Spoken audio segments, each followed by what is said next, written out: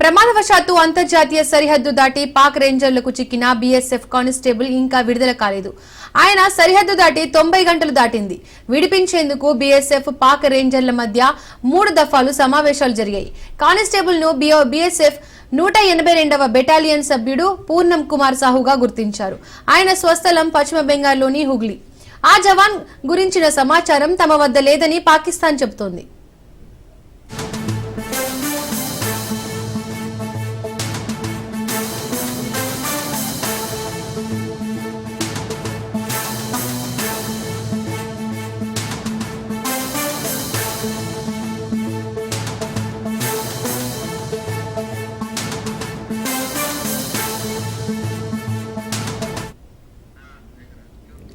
దీంతో సరిహద్దుల్లో మోహరించిన అన్ని యూనిట్లను బీఎస్ఎఫ్ అప్రమత్తం చేసింది.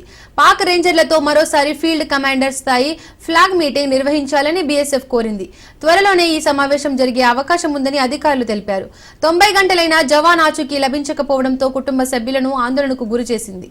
తమ కుమారుడిని త్వరగా తీసుకొచ్చేందుకు ప్రయత్నించాలని షా తండ్రి ప్రభుత్వాన్ని కోరాడు.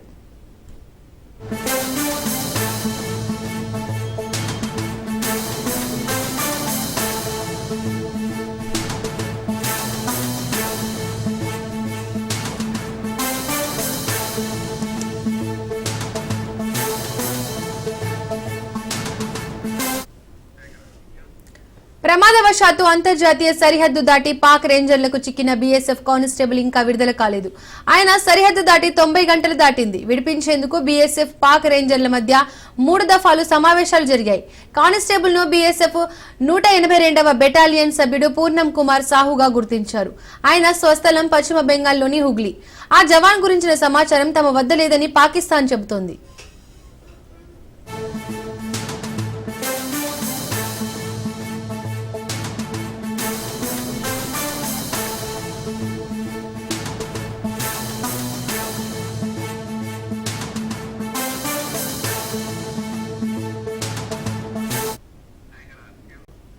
దీంతో సరిహద్దుల్లో మోహరించిన అన్ని యూనిట్లను బీఎస్ఎఫ్ అప్రమత్తం చేసింది. పాక్ రేంజర్లతో మరోసారి ఫీల్డ్ కమాండర్ స్థాయి ఫ్లాగ్ మీటింగ్ నిర్వహించాలని బీఎస్ఎఫ్ కోరింది. త్వరలోనే ఈ సమావేశం జరిగే అవకాశం ఉందని అధికారులు తెలిపారు.